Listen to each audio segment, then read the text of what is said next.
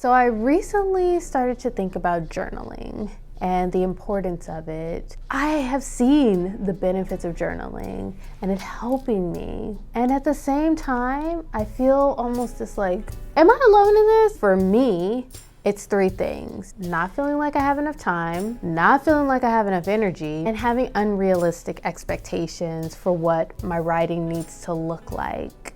So why would we put ourselves through something that at least seems like it would cost us time, energy, and whatever else? First, it gives us an outlet for emotions and thoughts that otherwise would cause dis-ease. We physically feel uncomfortable and even sick when we're holding in thoughts and emotions. I like to say that if you hold in emotions, they go stale.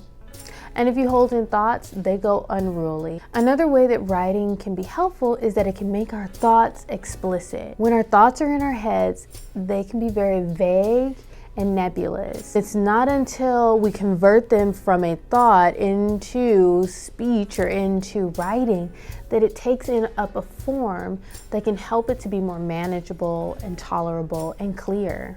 Writing also gives us an opportunity to confront distressing thoughts and feelings. It is uncomfortable and it is weighty, but what happens is when you're confronting something that's scary is that over time that scary thing loses its power and loses some of its sting. Another thing that writing can do is to help us to plan and prepare for something. And I don't just mean a to-do list or like a task list, even though that can be something, maybe that's what you need. But I mean, it also kind of helps you to get your thoughts out to where now I can go and talk to that person, or now I actually have put into words what I feel, so I can go do this, or I know what I want. Another benefit is that it gives you a voice. It also gives you an opportunity not just to speak up, but to hear yourself speak.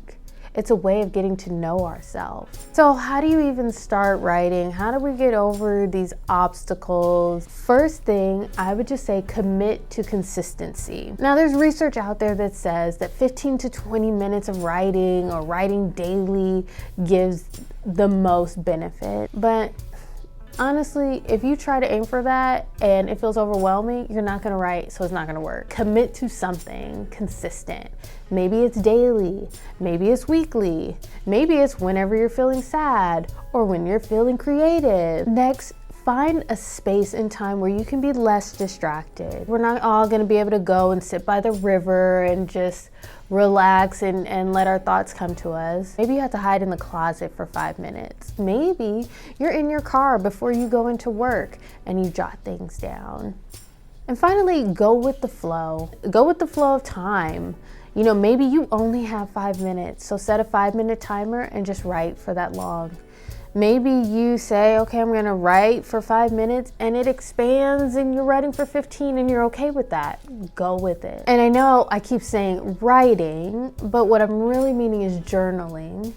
And journaling can take a lot of different forms of expression. Maybe it's words, maybe it's pictures, maybe it's poetry, maybe it is an audio message. The most important thing when it comes to journaling is being honest.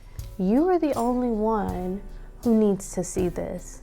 And so be honest with yourself. And also be curious about things that come up instead of being judgmental. So I'm gonna give some of these things a try. I hope you will join me. And if you try it for a week, I would love to know in the chat what the impact was for you. All right, you got this.